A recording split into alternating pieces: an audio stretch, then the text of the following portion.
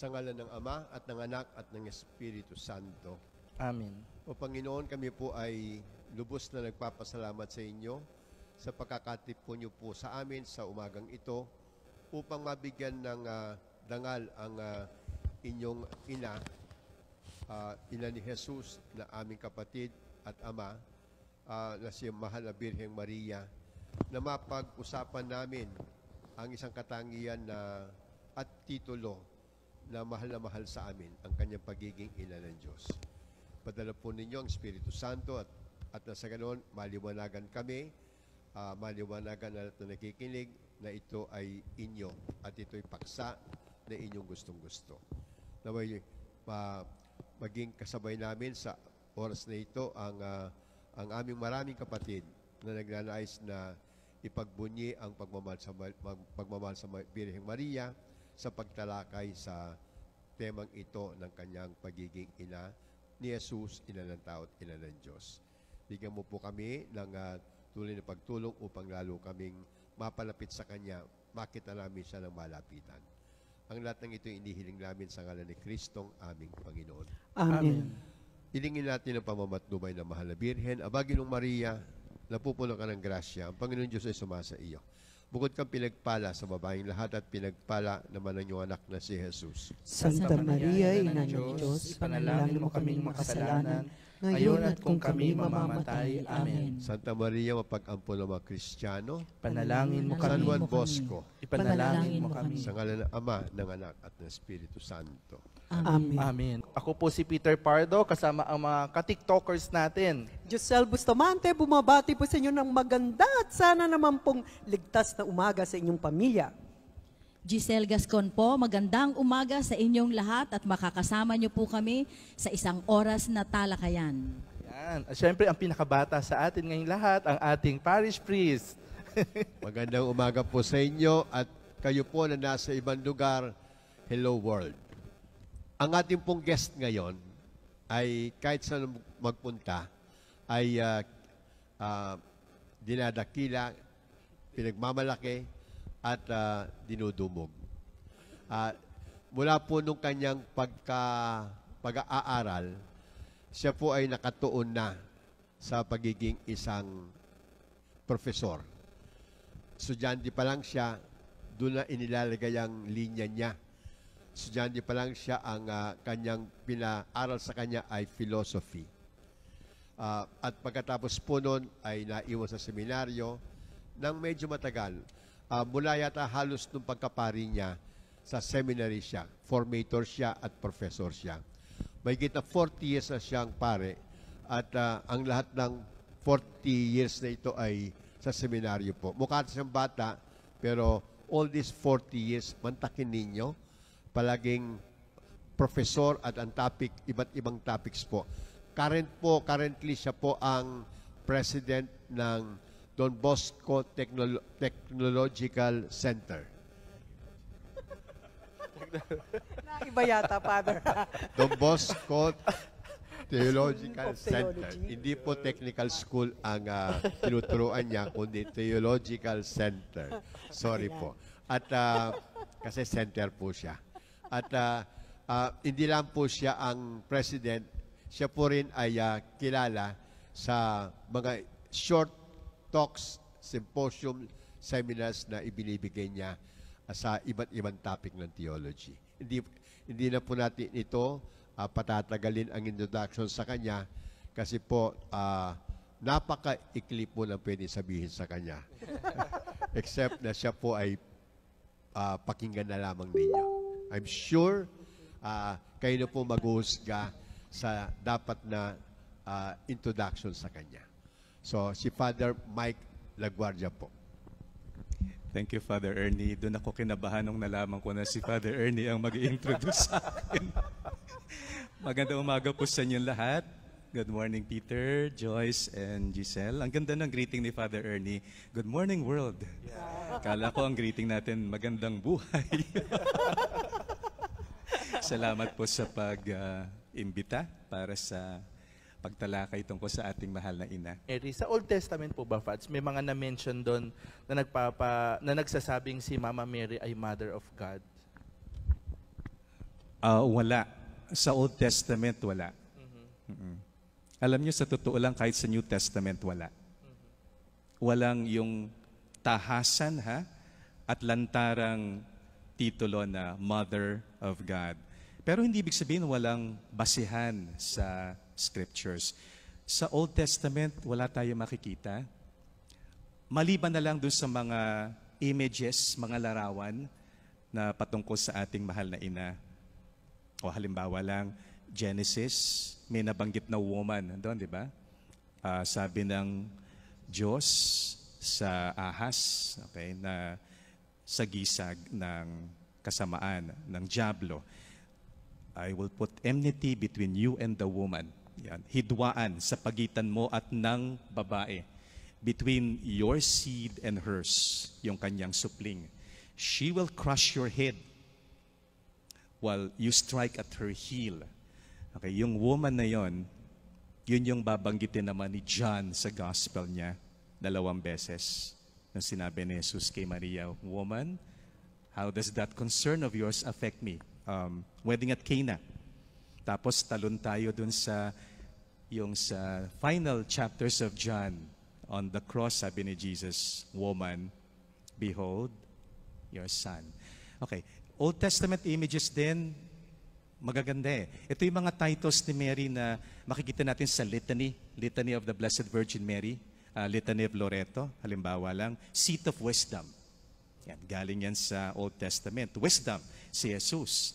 So, luklukan, dambana ng karunungan, ay di si Maria yon. Ark of the Covenant, ang ganda. Yung arko na pinapasa ng mga pari, kasama ng paglalakbay, na anong nasa loob ng arko? Yung mga tableta na naglalaman ng 10 utos ng Diyos. So, yung kasunduan, yung tipan nasa loob ng arko. Si Maria yung arko at nasa loob na kanyang sinapupunan yung tipanan ng Diyos at ng sangkatauhan. Dami pa yan, Tower of David, yan, mystical rose, ganyan. Ito yung mga images na hindi natin iisipin agad na si Maria. Pero sa New Testament, may mga patungkol dito sa Mother of God. So lahat po nung nasa litany, those are titles of Mary? Yes, titles that are formal and informal. Merong 13 invocations from the Old Testament. Nabanggit ko na yung iba, no? Tapos meron ding 8 invocations about Mary as mother. Meron pang 6 invocations of Mary for as help and advocate. Meron pang 13 as queen. So pinagsama-sama to, mga invocations. Yung pattern, di ba? Nagsisimula sa praise, tapos magtatapos ng supplication. At ang gandang pansinin, yung simula pa lang, unang-unang title, Holy Mary, pray for us. Holy Mother of God, pray for us. Holy Virgin of Virgins, pray for us. Tapos ayun na yung 13 titles na Mother, Mother of the Church, yan, Mother of the Redeemer, and all that. Kita yung simula pa lang, Mother of God na agad ang litany. Yun nga po, yun lang, i-follow up ko lang kasi parang hindi ko ma-relate yung Morning Star, title pala ni Mary. Tapos yung Seat of Wisdom, kagaya ng sabi ninyo, title din pala ni Mary. Yeah, Morning Star, yung tala ng umaga. 'Di ba kapag may tala, liwanag. At yung ito rin yung kasi tala ng umaga nagbibigay sa atin ng pag-asa. 'Yon. Kung babasahin mo yung ebanghelyo tapos mababasa, alam mo na yung kwento tapos nabasa mo, and in the 6th month, Luke 1, God sent an angel, the angel Gabriel, to a virgin of Nazareth. And the virgin's name was Mary. Yun pa lang, parang alam mo na agad, eto na yung pag-asa. Eto na yung, kumbaga, simula ng bukang liwayway. Kasi eto na yung darating na yung pinangakong Mesiyas. Dahil eto na yung ina eh. Ayan, so, Morning Star. Meron pang isa na wala sa litany, connected sa star. Star of the Sea. Yan, Stella Maris. Kapag nawawala ka, yung mga seafarers, yung mga naglalakbay sa dagat, pag hindi na nila alam kung saan sila, tingin lang sila doon sa lighthouse. So alam na nila, yan ang isla. Minsan pumapalpak, power failure. Tulad nung kagabi, may mga power failures, brownout. So walang lighthouse. May rule ang mga sea travelers. Look, yan, ang galing. Look to the star, call on Mary. Tumingin ka sa tala, tawagan mo si Mama Mary. Ang ganda ng papaliwanag ni Father. Kasi ngayon, pag naglilitanya ka, hindi lang dal, mananamnam mo talaga yung bawat salita, ano, na punong-puno pa.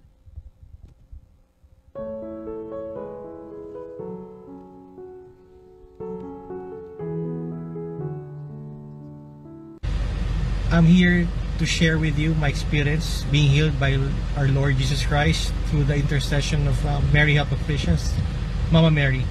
A few years back, I experienced difficulty in urinating.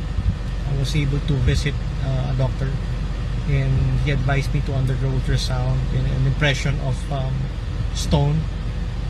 There was bleeding, difficulty in urinating as well, and a threat of being operated soon. And one of those days, I was attending 6 a.m. Mass, 7 a.m. Mass at Mary Help of Christians. And I happened to attend the celebration of the Eucharist celebrated by Father Remo Bati. He advised everyone to attend the healing Mass, but prepare ourselves through confession and forgiving others and keeping an open mind and open heart that Mama Mary is there to help us. And I attended the healing Mass on the 24th. I remember that day, Father Bati placed his hand, made some prayers over my head, and I felt the warmth from head to toe. So I cried, and when I went home, I shared it to my wife. After a week,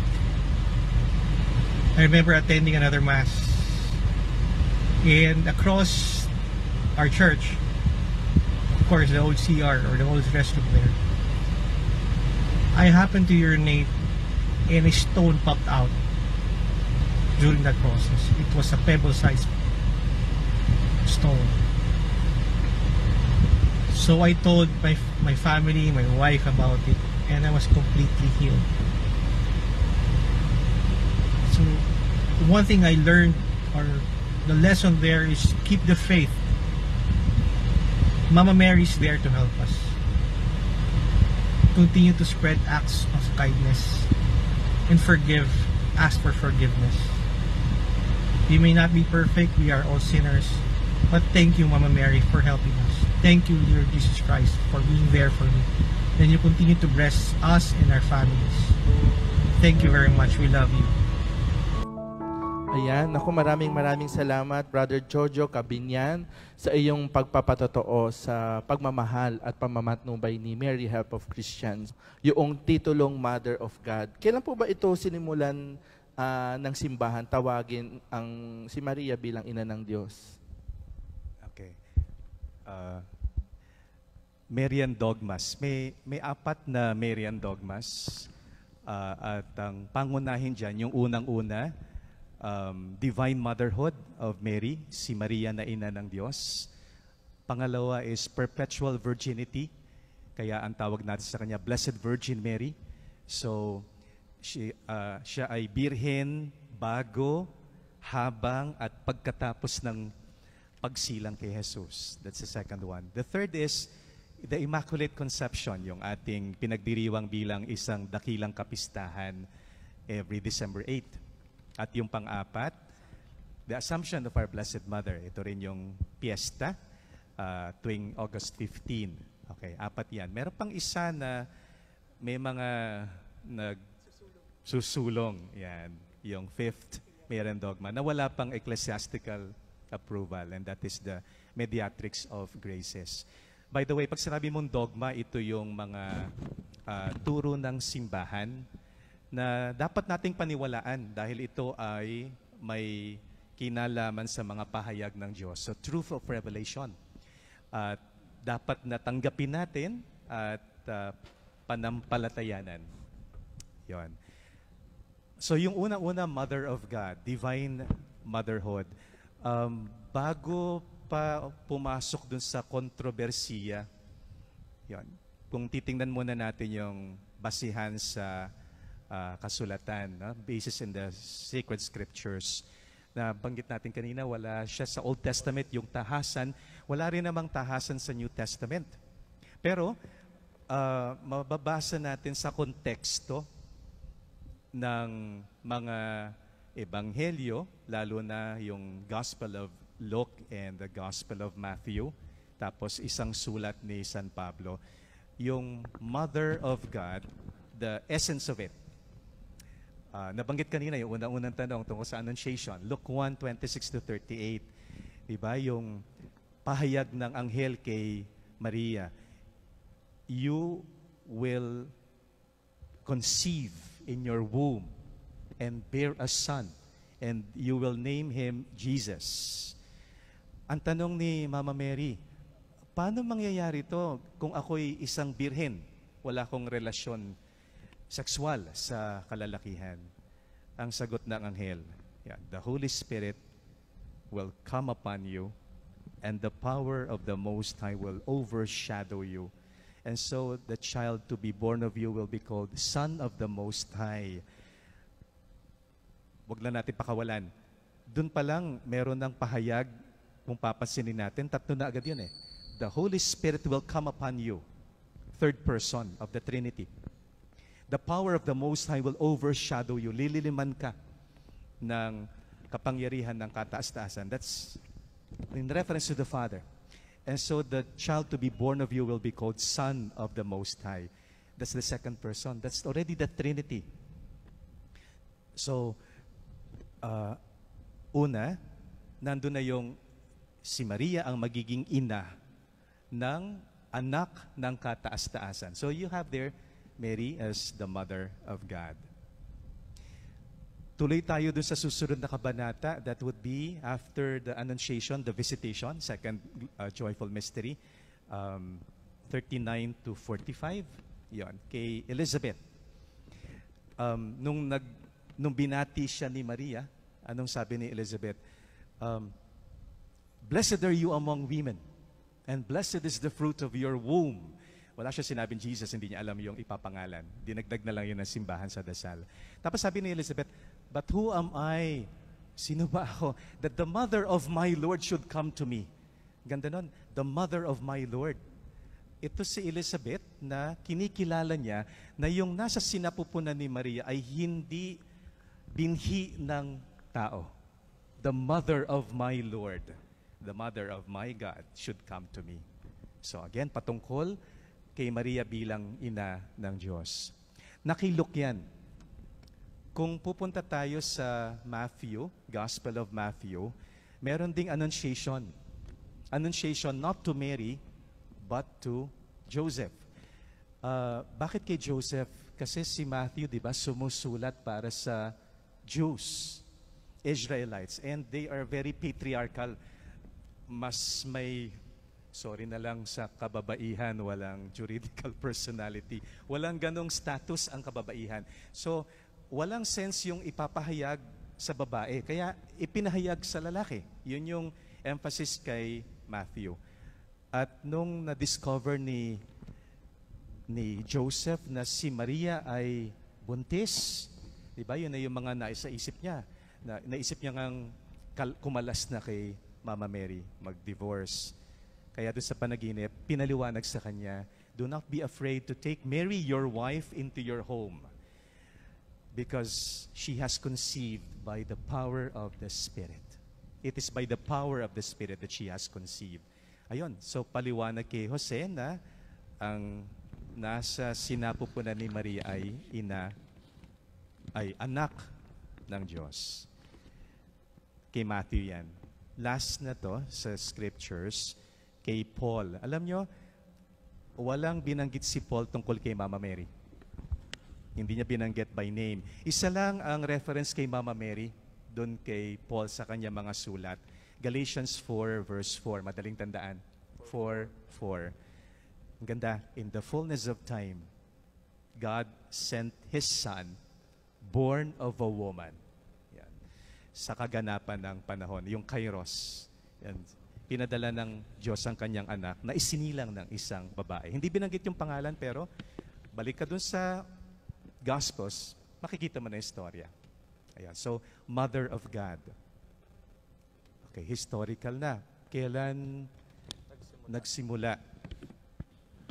May kontrobersiya muna tungkol sa, papasok tayo doon, sa kalikasan ni Jesus. Oo, kasi ang konteksto ng Mother of God, hindi lang basta't idineklara at binigyan ng definisyon ng simbahan. Merong nangyaring controversy na dineklarang heresy later on.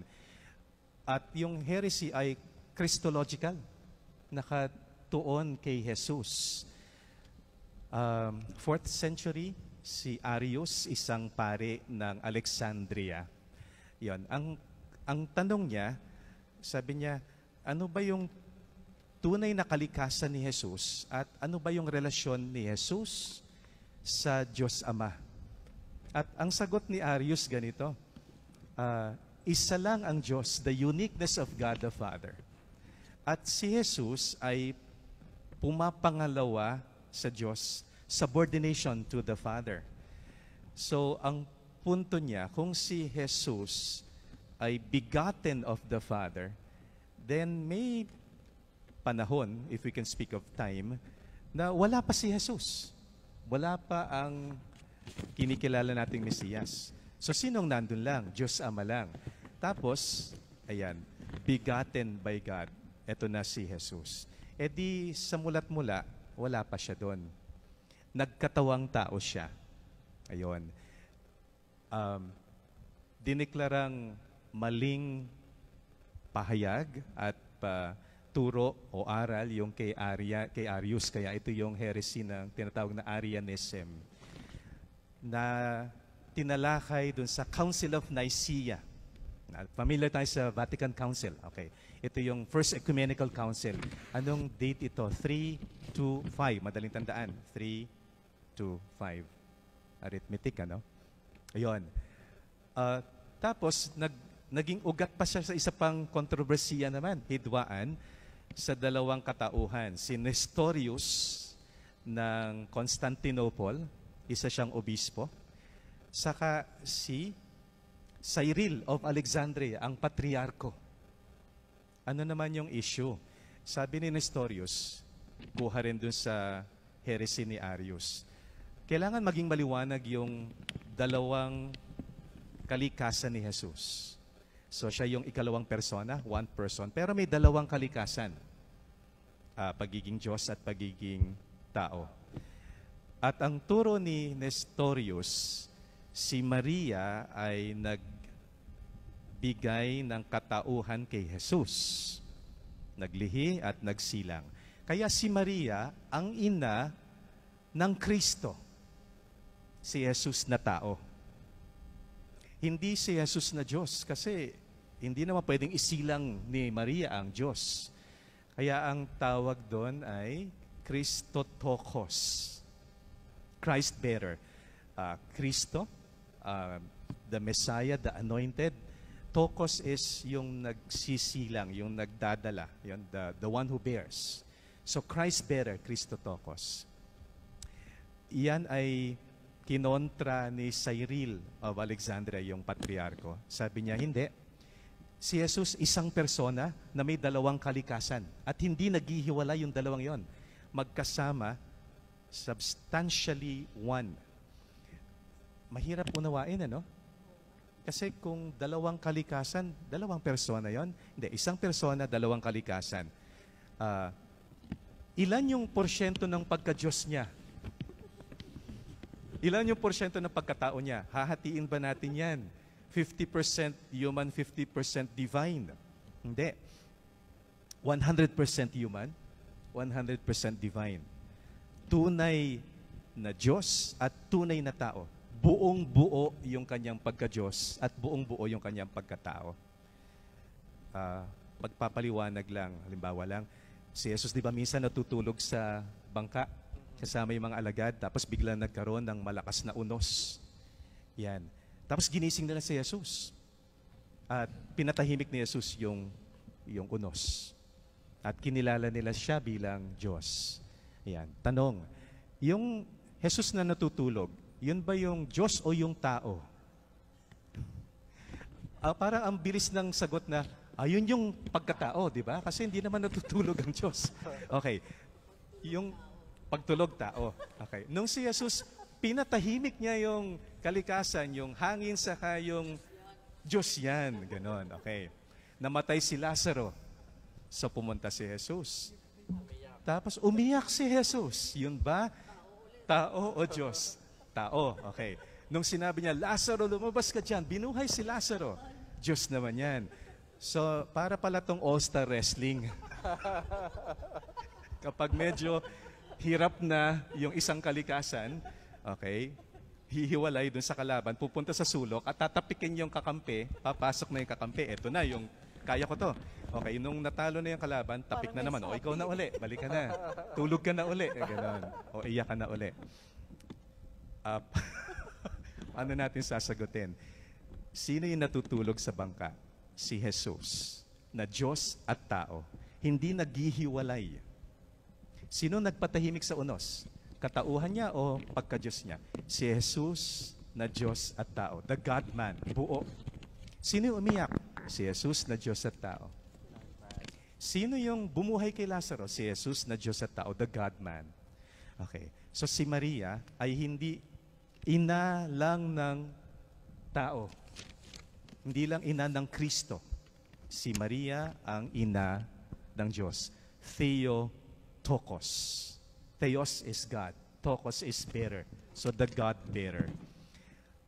Ito yung niliwanag na titulo. Ito yung titulo na binigay, no? Theotokos doon sa Council of Ephesus 431. Pero yung definition, yung maliwanag na pananalita, 20 years after pa sa Council of Chalcedon 451. At doon sinasabi, the Emmanuel is truly the Son of God. And therefore, Mary is the Theotokos, the Mother of God. Ayan, kayo na lang magtanong, makikinig na So simultaneous ho ba yun? Nung nagkaroon ng linaw sa kanila that Christ is both human and man, that isang human and God, doon na rin ho ba dineclare yung Mother of God? Or Hindi pa. it took time Nauna din? yung Nicaea. Kaya meron tayong Nicene Nicene Creed. Creed, Oo. yes. So yung maalala nyo, I believe in the Lord Jesus Christ, the only begotten Son of God, born of the Father before all ages. God from God, light from light, true God from true God. Ito na, begotten, not made. Consubstantial with the Father. Pareho sila ng sustansya ng hirap sa Tagalog kasi yung mga terms, Father, yung essence. Yung kasi pareho sila ng nature. Oo, kalikasan, yes. One nature, divine. Yun, Council of Nicaea. Tapos, that is, ano year nga sabi natin? 325 yan. Tapos, 431, Council of Ephesus, Theotokos. 451, the definition. 431. 431. So prior po sa period na yan, wala pang devotion to Mary? Meron na. Meron ng devotion, pero alam niyo yung ginawang dogma para bigyang diin yung ating debosyon. Hindi lang pang puso, para maunawaan natin at para tanggapin natin bilang dapat panampalatayanan, aral ng simbahan at pahayag ng Diyos. Giselle. Father, balik po tayo sa dogma. Kasi sabi po nyo, yung dogma, paniniwala, ito yung paniniwala natin. So, as a Catholic, kailangan po ba dapat paniwalaan natin lahat ito? At ano po yung kaibahan ng dogma sa ibang titles ni Mama Mary? Okay. Yung titles ni Mama Mary, na apat na dogma. Ito yung pananampalatayanan natin. Tanggapin natin sa ating pananampalataya. Mother of God, ever virgin, immaculate conception, saka assumed into heaven. Yan po yung dogma. Yes. Assumed into heaven, nasa litany din yan. Mother of God, nasa litany rin. Virgin, nasa litany din. Immaculate conception, wala sa litany. Yon. Pero nandun yung virgin most inviolate. Virgin most pure. Yon. Virgin conceived without sin. Ayun. Hindi mo makikita yung Immaculate Conception, pero nandun yung Virgin conceived without sin. Yun din naman yung pagkakaunawa natin. No? So, apat na titles na nasa litany na dogma. Pero yung iba mga titles, pwedeng hindi natin tanggapin. It's the devotion. So, Ark of the Covenant, okay, ayoko. O, di sige, okay lang. O, ayaw mo. Yan. Mother most amiable, o di okay lang kung ayaw mo. Kung meron ka issue ng help of Christians, paano naman kami mga hindi Kristiyano? Parang discriminatory, o di wag mong tanggapin. Pero yun, kinakailangan nating ibinibigay sa atin bilang mga aral na tatanggapin natin para makatulong sa ating buhay Kristiyano yung mga dogma. So yung apat pong dogma, kailangan nating tanggapin. Yes. Yung ibang titles na devotion, pwedeng hindi tanggapin. Nasa atin yon. At kung makaka-relate ka dun sa mga titles doon, then fine, yon. Hindi ka makarelate, okay lang. So may mga favorite titles tayo. Yan. Thank you po, Father. Pads, yan. Bago ko itanong yung huling question, gusto ko lang sundutan yung sinabi ni Giselle. Pads, bakit ba, what makes dogma different from other teachings of the church? Bakit may dogma? Bakit may ibang turo ang simbahan? Yung dogma ay pinapaliwanag sa pamamagitan ng marami pa mga doctrines. Okay, so iba yung dogma sa doctrine. Okay, paano mo ipapaliwanag yung dogma? Maraming doktrina tungkol dyan. Pero ito yung mga, pwede natin sabihin mga saligan ng ating pananampalataya. Kung meron tayong creed, nandyan yung 12 articles of faith. At ito yung pinapahayag natin tuwing linggo at dakilang kapistahan. So ito yung mga aral na tinatanggap natin na pahayag ng Diyos sa atin. Madami pa mga aral ng simbahan, mga practices, mga teachings na hindi naman declared as dogma. In effect, Baba Fad, masasabi po natin na ang dogma ay diretsyo na may epekto sa ating pananampalataya at paniniwala. Ganun ho, no? So, you cannot separate the dogmas from our faith and our worship. Ganun ho ba? No? Tama ho. But the other, like the devotions, etc., it becomes your practice in an individual choice. Tama po ba? Yun. So kaya malinaw po, ang dogma ay kinakapitan nating mga Katoliko at may implikasyon po ito sa ating paniniwala at sa ating pananampalataya. Ayan. Keep sending your comments and questions. Tatalakayan po natin yan later on.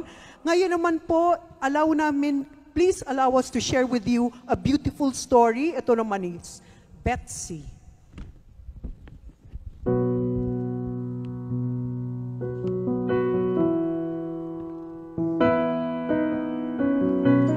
Hi, my name's Betsy. In 1981, we were stationed at Clark Air Base, and there we adopted our first son. It's because they told us that we couldn't have children. Something was wrong with him, and something was wrong with me. So, we were very happy to have our first son. But I knew deep down that I wanted more than one son, or one child. So I just kept praying. One day my mom came to visit us in May. And she said, let's go to Naga. Let's go visit our family priest friend. And there's Our Lady of Penafrancia who resides there. I said, okay, let's go. So off we went to Naga. And we went to the church, and this church looked like it was so old, but that's where Our Lady of Penafrancia resided. And he says to me, you know that she answers a lot of prayers. She's very miraculous. Just go to her and ask for your petition. The only thing is that when she answers your petition, you make sure you share it with the world. Because these miracles are meant to be shared. I said, okay. So my husband and I took turns to pray. And then we went home. Well, 3 months later, I got this horrendous stomach ache. Didn't know what it was. So I went off to the doctor, and the doctor knew our history. Couldn't have children because something was wrong with him, and then something was wrong with me. So he says to me, humor us, we're going to take a standard pregnancy test. So we don't know what else to do. I said, okay. So that evening, I go home. And my husband and I are both sitting in the couch, and a knock on the door comes. And at the same time, the phone rings. I said, I'll answer the phone, you answer the door. So as we both get up, I answer the phone, and he opens the door. And as I answer the phone, the doctor's on the other end. He says, are you seated? I said, no. He says, why? I said, why? He said, congratulations, you're 3 months pregnant. I go, what? I was in awe. At the same time, my husband opens the door, and there's this man standing there with this 3-month-old baby girl. He says, Father told me that you wanted a child. Here she is. And as he accepts the baby girl in their arms, I look at him and I said, wait a minute. What did you pray for? He says, I prayed for this baby girl. I said, and I prayed for a baby boy. And I knew then what was in my womb was a baby boy. Sure enough, after 9 months,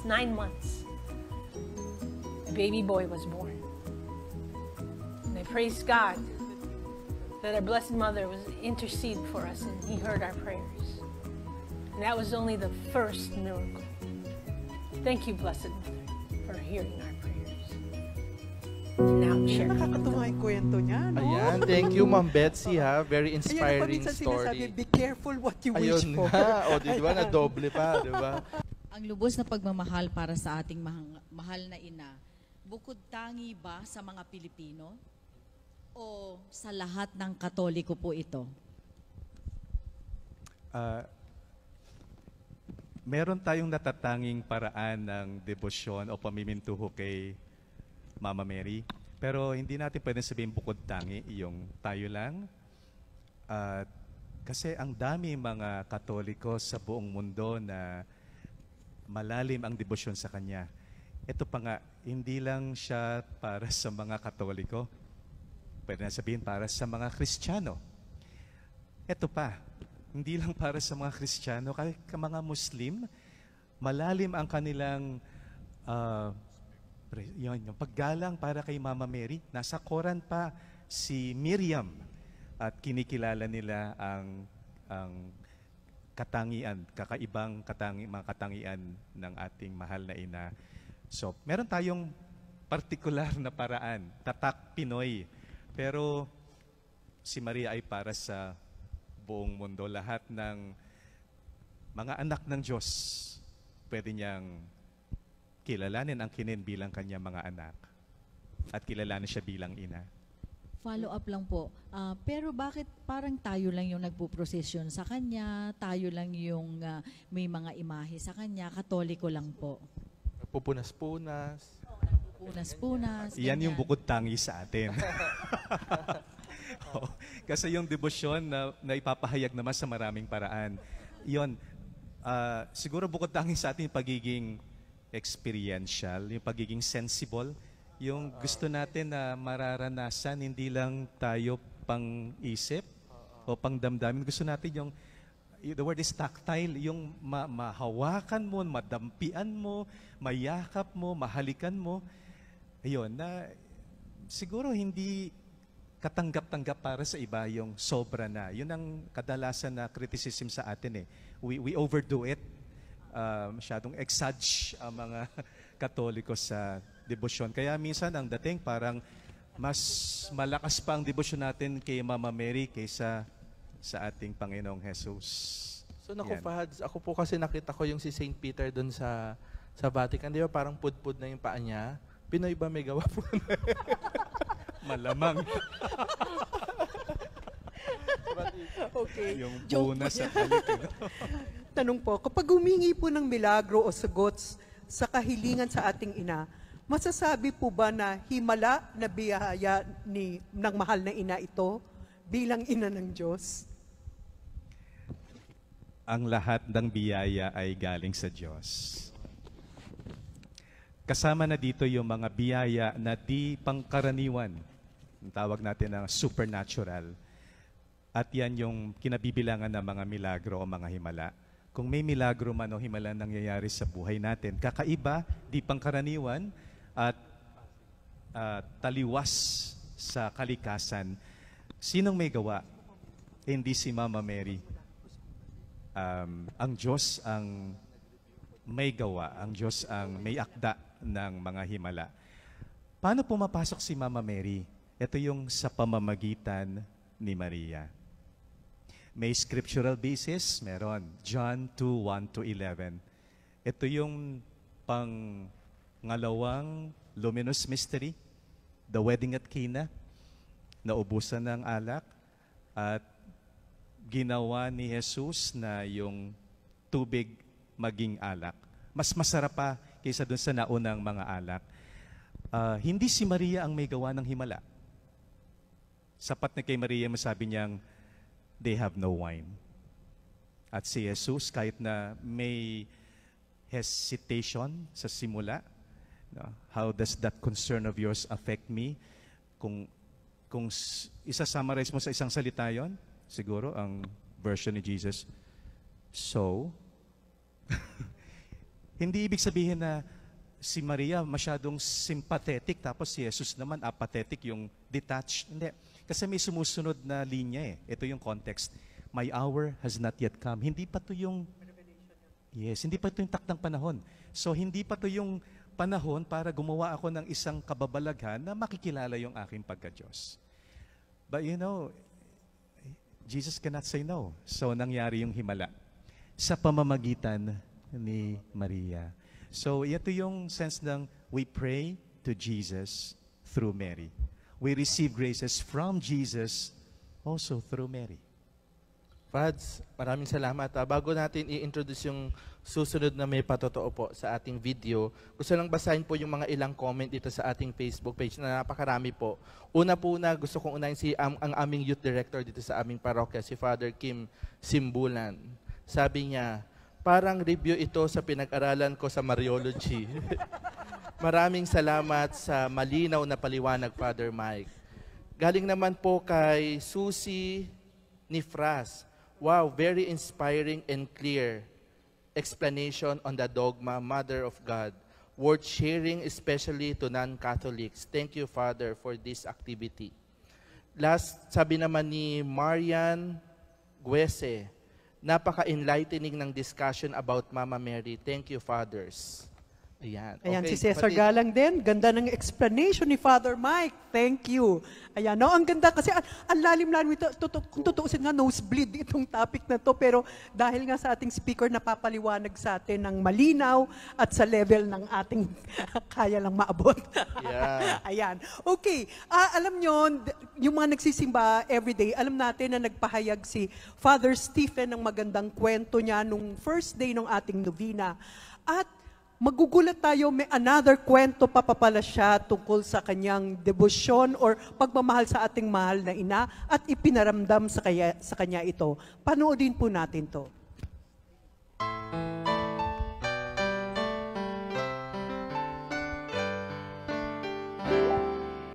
Miyerkules noon at katulad na aming nakagawian, 3 kaming pumupunta na aking mga kasamang seminarista sa isang barangay, baryo sa Laguna. Noon ay nagtuturo kami ng katisismo sa isang eskwelahan na nasa ibabaw ng burol. At tuwing kami pupunta ron, dadaan kami sa isang tuyong ilog na kapag tag-ulan ay napupuno ng umaapaw at rumaragas ang tubig. Isang araw, inabutan nga kami ng ulan. At sa aming pagtawid, kami nangangambang maanod ng tubig na ito sapagkat amin na rin nabalitaan na medyo delikado ang ilog na ito, lalo na kapag ang tubig ay rumaragasa sa araw ng tag-ulan. Katunayan nga, may namatay na isang estudyante, fourth year high school student, na sumubok na tumawid sa ilog na yon at inanod. Namatay siya hindi lang dahil sa lunod, pero sa bato na kanyang kinasalpakan sa tindi ng lakas ng ilog na iyon. Sinubukan namin tumawid, sama-sama kaming magkakaakbay, subalit sa lakas ng tubig ay hindi namin nakayanan. Kaya ang aming ginawa ay, nakakita kami ng isang natumbang puno at yun ang aming nilagay sa ibabaw ng tubig ng ilog na iyon. Unang nanulay ang isa kong kasama para masigurado niya ligtas kami, nakatawid siya ng maayos. Sinubukan tumawid din ng pangalawa sa aking mga kasama at siya rin ay nakatawid ng maayos. Sa isang hindi mapapaliwanag na dahilan nung ako tumawid, bigla na lang lumubog ang puno sa ilalim ng tubig na iyon, nakasama ako. Marunong naman ako lumangoy, subalit dahil nga sa lakas ng alon na hindi ko makuhang umangat, ang huli kong nakita habang ako'y papalubog na dinadala ng alon sa ilog na yon ay ang aking kasamahang isinisigaw ang aking pangalan na para bagang nais akong iligtas sa kanyang sigaw. Noong nasa ilalim ako ng tubig, maputik at napakaruming tubig ng ilog. Ang sabi ko sa Panginoon, wala na akong makakayang gawin pa. Nagawa ko na lahat. Handa naman akong mamatay sa oras na iyon kung iyon ang iyong kaganapan ng loob. Subalit kung may magagawa ka pa, ay gawin mo na. At iniwan ko na lang ang aking buhay sa kanyang mga kamay. Nang biglang-bigla na lamang, biglang lumutang ang aking katawan sa ibabaw ng tubig at sa hindi ko may paliwanag na dahilan, nakita ko ang sarili ko sa ibabaw ng rumaragasa at malakas na tubig. At sinabi ko, ano nangyayari sa aking sarili ngayon? At isang parang mahiwagang kamay ang tumulak sa akin sa tabi ng isang ligtas at payapang tubig. Dumating ang mga kasama ko, may kasama rin silang mga taga-nayon, at isa sa mga taga-nayon na kasama nila ay may bitbit na sako. Ipinaliwanag sa akin ng lalaking iyon na ang sakong bitbit niya para sa aking bangkay, na inaasahan niyang pupulutin niya. Nakita na niya eksenang iyon ng maraming beses, kaya nung sinabi ng mga kasamahan kong nahulog ang kanilang kasamahan sa loob ng tubig, alam mo na kaagad nila, bangkay ang kanilang daratnan. Kaya manghang-mangha siya nung nakita niyang, aba, ay buhay na buhay at gumagalaw ang taong ito. Kaya ang tanong ng lahat sa akin ay, anong nangyari sa iyo? Hanggang ngayon, wala pa akong eksaktong paliwanag sa mga pangyayari niyon, maliban lang sa isa. Sinabi at ipinalala sa akin ng kasama ko, Steve, ngayon ay 24th of the month na kung kailan ay ating sinasariwa at inaalaala ang mahal na birhen na mapag-ampon sa mga Kristiyano. Utang mo ang buhay mo sa Kanya. At noong gabing iyon na kami ay nasa harapan ng altar, sumisimba at inaalaala ang ating Mariang tagapag-ampon sa mga Kristiyano, sinabi ko, mahal na Birhen, salamat po. Sa araw na ito, ang ika-24 ng buwan, tatanim ko sa aking kalendaryo, kaligtasan na aking kaluluwa, kaligtasan na aking katawan, na nangyari sa pamamagitan mo. Maria, ang tulong mga Kristiyano, panalangin mo po kami. Yan. Isang tanong po mula kay Zen Hiloma. May napakinggan po ako na si Mama Mary kasama ang ibang babae ay nandun po sa Last Supper ni Jesus. Ano po ba ang pagkaklaro dito? Kasama daw po si Mama Mary and other women. Wala siya sa picture no? So nung nag-photo op sila, si Jesus lang saka yung 11. Umalis na si Judas nung institution of the Eucharist. Pero malamang nandun yung mga kababaihan na tagasunod ni Jesus kasama ng ating mahal na ina. Remember na nung time of Pentecost, nung nanaog ang Espiritu Santo, andun si Maria kasama ang 11. So, we can take it as nandun si Mama Mary sa Last Kahit Supper. wala sa picture. Marami naman pong ganong kwento, di ba, Fats? Baka nga siya yung kumuha ng I picture. know.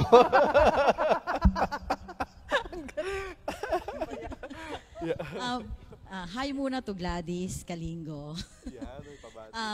Tatanungin ko lang po, Father, so pag nagdi-devotion po ako kay Mary at nag-grant yung hinihiling ko, si Jesus pa rin ang sumagot.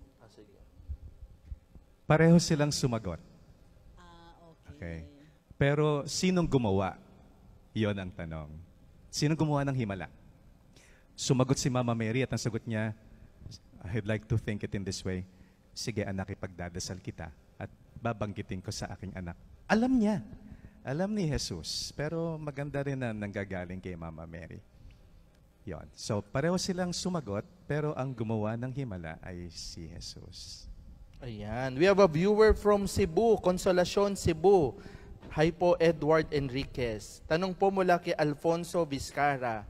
Hello po, why does Mary have such a prominent place in the communion of saints? Kasi hindi siya ordinaryong tao. Yan. Bukod na pinagpala sa babaeng lahat. In fact, pinagpala sa sangkatauhan. Kasi siya lang yung binigyan ng ganong papel sa kasaysayan ng ating kaligtasan na maging ina ng Diyos. Kaya wala namang ibang santo na may ganong papel sa ating kaligtasan. Kaya siya yung pangunahin sa lahat. Ina ng Diyos. Yun din yung basihan ng iba pa mga titulo at dogma kay Mama Mary, the Mother of God. Tanong po mula kay Pepeng Eloisa Bernachea. Father, please explain further. All dogmas are doctrines, but not all doctrines are dogmas. Ang mga dogma ay ipinapaliwanag sa pamamagitan ng mga doktrina. Okay? Marami pa mga doktrina. Pero itong mga turo ng simbahan, mayroong mga kinilala na pangunahin sa lahat na ibinibigay sa atin para panampalatayanan, tanggapin sa ating pananampalataya at huwag pagdudahan. Yan yung tinatawag na mga dogmas. Yan. Bago pa naging dogma yung assumption, yan na yung tradisyon na si Maria, sa katapusan ng kanyang buhay, ay hindi namatay katulad natin. Ang tinatawag nila doon na nagdormisyon, nagkaroon ng isang malalim na tulog, ganyan. Bakit? Kasi yung kamatayan ay ito yung consequence ng kasalanan. Di ba wala ngang bahid ng kasalanan si Maria? So bakit siya magdurusa ng kamatayan? Okay, ito ang pinaniniwalaan na nun. Tapos nagkaroon ng dogma para bigyan ng lalim at diin at ibigay sa atin ang turo na ito para sampalatayanan, para tanggapin sa ating pananampalataya. 25 years na po akong pare sa biyaya ng Diyos. At yung storya na aking bukasyon, hindi mawawala ang ating mahal na ina. Nung estudyante ako sa Don Bosco, Mandaluyong, bagong orden na pari si Father Ernie noon, na mga panahon na yun. Hindi ko na sasabihin yung taon. Pero nung tinatanong ko ang Diyos tungkol sa aking bukasyon, laging sa pamamagitan ni Mama Mary.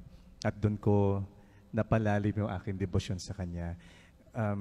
General lang, hindi po ako aabot sa 25 years. Yun po yung pinagdiwang noong December 8 last year, kung wala po si Mama Mary sa buhay ko. Mahirap po maging pare. Mas mahirap manatiling pare. Alam na alam ni Father Ernie yan. At lahat ng kaparian. Pero para sa akin, ito po yung pinakamahirap. Pinakamahirap yung magpakapare. Yung maging larawan at salamin ng pag-ibig ng Diyos, yung magpatotoo, hindi lang sa salita, kundi lalo na sa buhay. At nagkaroon po ba kami ng mga krisis bilang mga pare? Meron po. May mga pinagdaanan kami, kaya nga mahirap eh. Pero alam nyo, ang malakas na dating sa akin, dun sa Passion of the Christ, alam ko iniyakan natin ang iba't ibang eksena, pero may isang point doon na ang lakas ng tama sa akin. Ito po yung punto na si Jesus binubuhat na yung kanyang krus at si Mama Mary gustong makadaupalad yung kanyang anak at sinabi niya si Juan, "Take me to him." Na para bang si Juan alam niya yung mga shortcut, so may mga dinaanan sila mga daluyan. Tapos nandun na sila sa isang punto, liliko na lang si Mama Mary, mamimit niya na si Jesus. Hindi na makagalaw si Mama Mary, stuck dun sa point na yon. Parang hindi niya nakaya na makita yung anak niya na naghihirap. Tapos sabi ni John, tinatawag siya, "Come on, he's passing by. Ito na, mamimiss mo." Hindi pa rin gumagalaw si Mama Mary. Tapos sa Passion of the Christ, nagkaroon ng flashback. Napakita sa atin nung bata pa si Jesus, biglang nadapa. Tapos face down. At si Mama Mary habang nagluluto, takbo kay Jesus, sumisigaw ng, "I am here, I am here." Yun yung nagbigay ng lakas kay Mama Mary. So, takbo rin siya, punta kay Jesus, "I am here." Ang lakas na titing sa akin nun kasi yun ang storya ng buhay ko. Sa mga sandali na naging mahirap, sorrowful mysteries ng aming buhay bilang seminarista at pare, I can hear Mama Mary say, "I am here, I am here." Yung wedding at Cana, I personalized that. Ini-imagine ko na doon sa mga ganong pagkakataon na may mga paghihirap, may pinagdadaan ng pasyon, bumubulong si Mama Mary sa kanyang anak at sinasabi, "Mike has no more wine." Nanghihina na siya, nanlalamig na siya, bibigay na siya. At sapat na yung bulong na yon para si Jesus gumawa uli ng himala. At yung ibinibigay na iba yung lakas, iba yung katatagan ng kalooban. Yun na naging storya ng aking bokasyon sa pagpapare. At yun din gusto kong i-share sa atin. Personalan na to, hindi lang pang utak. Yung pinagdadaanan natin ngayon, alam na alam ng Diyos ito.